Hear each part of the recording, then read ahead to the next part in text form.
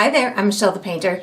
Today I'm going to be doing a fun art experience, which is going to be painting Halloween cupcakes. So I have,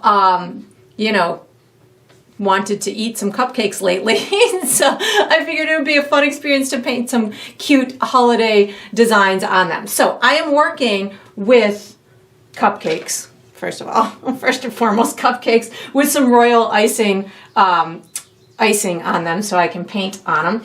And I'm working with gel food coloring. So I'm going to be using black, purple, this neon bright green, which is a nice emerald green kind of thing, lemon yellow, and sunset orange, and also some white. And for gel food coloring, if you want it to be nice and thin and painterly and get some nice paint strokes, you can use a bit of alcohol, just drinking alcohol, to thin out the gel, and it helps to get you some nice clean lines. And I've just got 3 brushes from my personal brush line that I'll be using. These are ones that are probably on their way out. So I wouldn't use your favorite brushes for this, just ones with nice, soft bristles that you can make some nice lines with. I'm just using my number 2 bright as well as a number 0 and a number 2 round synthetic brushes. Watercolor brushes work really well with this too, because they're really soft and you can get some good lines. So I think that's it. I'm just going to get started painting here. I've got my food coloring on my little palette. I've got a couple of little areas for my alcohol to clean and to thin out my paint. I think what I'm first going to do is I'm going to use my small brush and just do kind of outlines of what I want to do. So I'm going to start with a little bit of black with my alcohol mixture in through here. I think I'm going to have a little witch hat. So let me just kind of get my hands steady here and just kind of give myself a little cute. Ooh, I thought I was in black. It looks like I'm in green for some reason. Oh no, maybe not. Maybe it's just the angle of the shine of my camera, and then I just do a nice little long mark like that. I'm gonna get a little bit more black here. I think I'm gonna leave a little band part. Maybe I'll put a fun little colored band on that. And this is just intended to be a really fun painting experience, so you can certainly do whatever you want for your design. So that's going to be just a nice witch hat. I'm going to do another outline for, I think I'm going to do a spider web. So spider web, I'm just going to kind of do a whole bunch of crisscrosses. Ooh, my hand is a little shaky today, so this is going to be a nice imperfect kind of design, which is always fun. So I'm just going to go across. I'm going to dip my brush in that alcohol a little bit. I'm going to go all the way across actually, and just kind of do this big crisscross against all the way to the edges. So just pushing my brush a little bit harder so I can get a little bit thicker of a line. You could certainly use a smaller detail brush to get even tinier lines. You can see I'm holding on to my other hand because I have a super shaky hand today. So this is going to allow me to brace myself and give myself a little bit better of a controlled line. I'll do my other little squigglies on that. Well, let's just do them now because it'll be easy. So I'm going to just take this and do an inside curve like this on all of these. And then, so I did 3 on that side, so I'll do 3 on the other side. Oof, my hand is not cooperating today. 1, 2, 3. And so these are just curves that are going to meet each other at the other line. So inside curves towards the center of the cupcake. And you could do this on a full cake. You could do it on whatever you want. It's just a super fun way to paint when you're not going to paint on a canvas. I think that these are also the type of experiences that help advance our regular artistic skills too. So I know that my specialty is painting on canvas.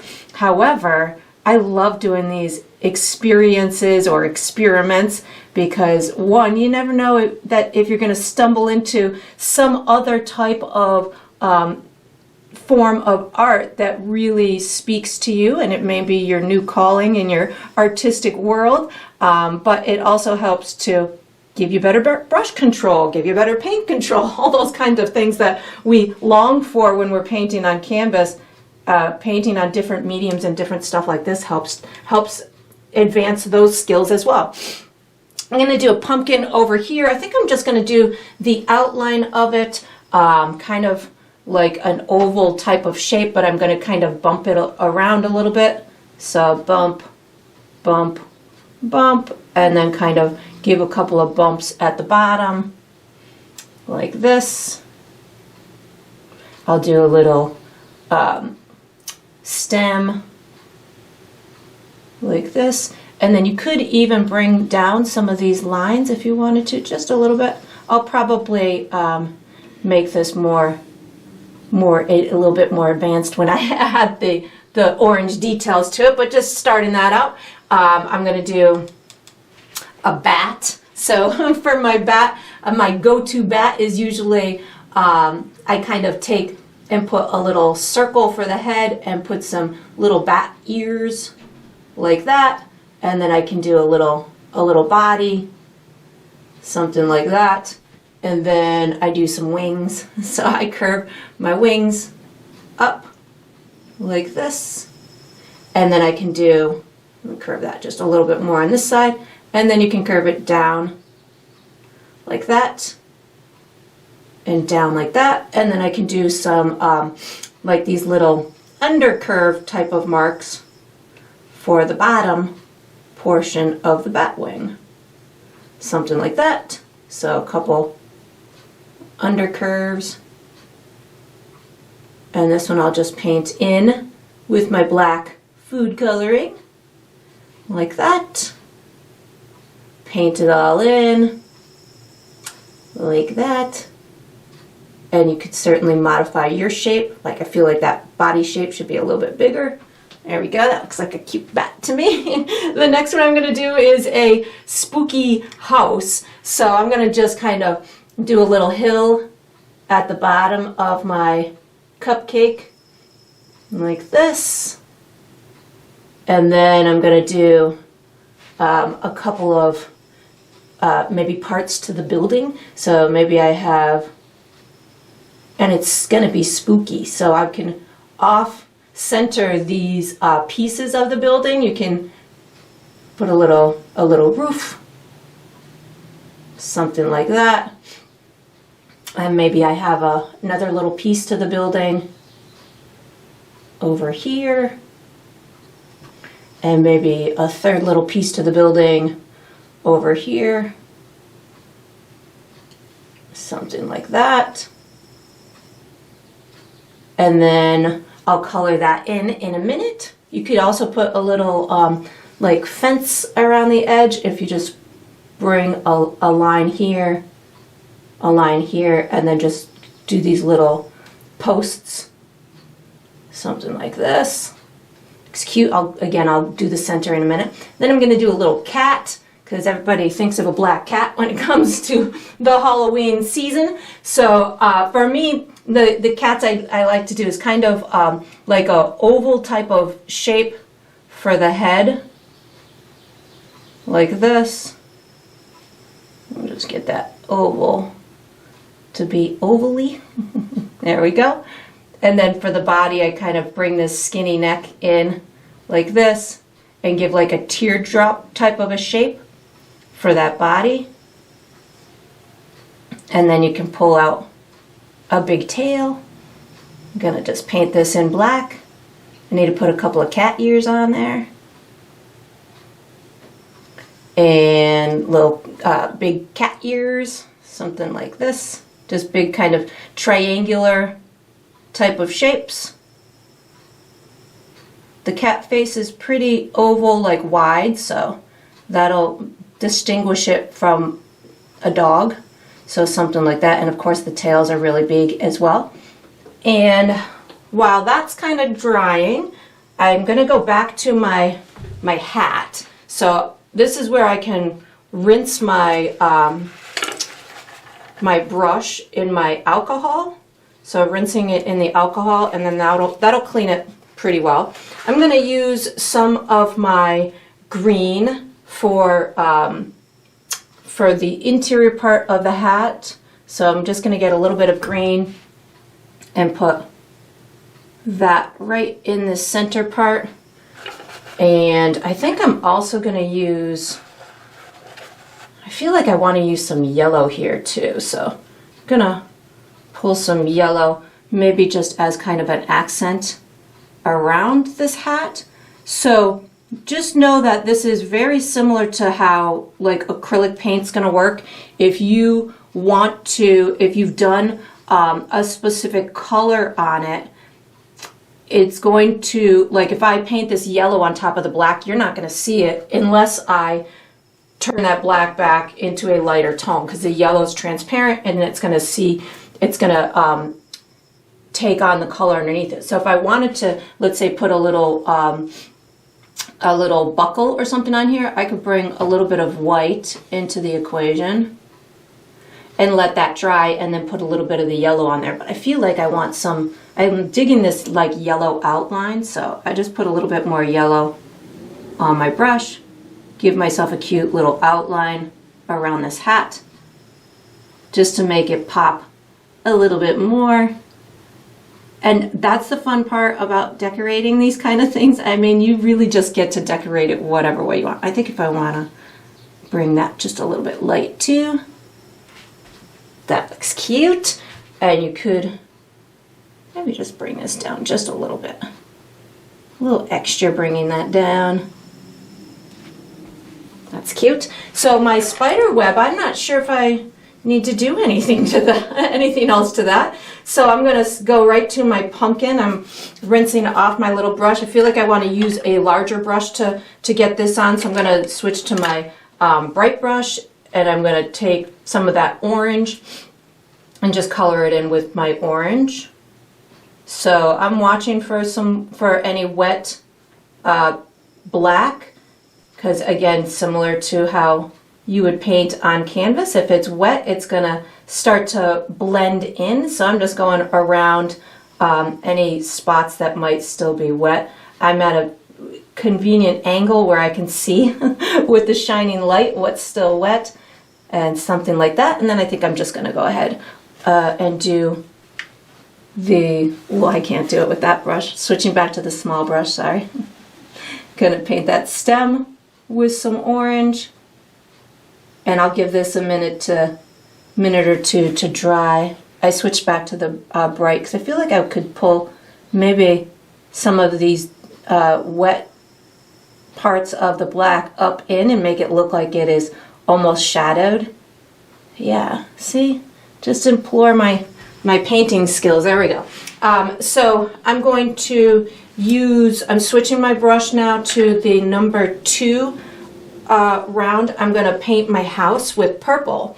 So I'm going to use purple.